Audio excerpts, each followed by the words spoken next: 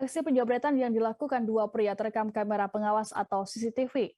Video yang memperlihatkan dua jambret itu beraksi viral di media sosial pada Rabu 10 November. Dalam video, terlihat dua pria tanpa menggunakan helm mengendarai sepeda motor masuk ke area perumahan. Mereka berdua tampak mencari mangsa yang akan dijambretnya. Di saat yang bersamaan ada dua orang perempuan yang mengendarai motor, sempat berhenti tak jauh dari kedua pelaku jambret tersebut. Tampak mereka seolah sudah curiga. Dua korban itu sempat memundurkan motor mereka. Kedua pelaku jambret itu lantas mendadak berbelok dan mengarah ke kedua korban. Seorang jambret langsung merampas barang milik wanita yang sedang dibonceng. Diduga barang yang dirampas adalah sebuah telepon genggam. Dari narasi video diketahui aksi tersebut terjadi di Blok T, Perumahan Wahana, Pondok Gede, Bekasi, Jawa Barat. Setelah ponselnya dijambret, korban berusaha mengejar pelaku dan mengadang dua orang pemuda pelaku penjambretan. Namun saat diadang, pelaku berhasil kabur.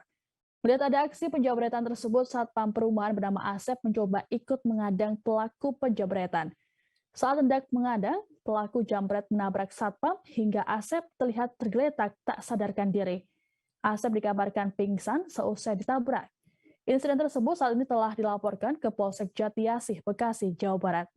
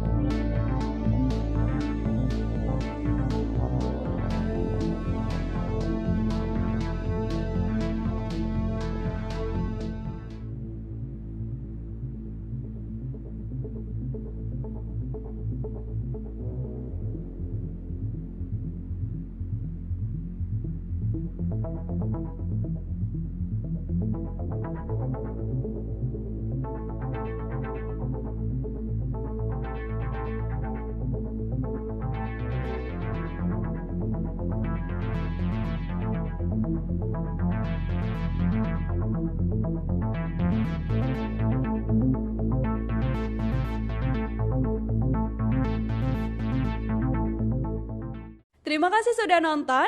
Jangan lupa like, subscribe, dan share ya.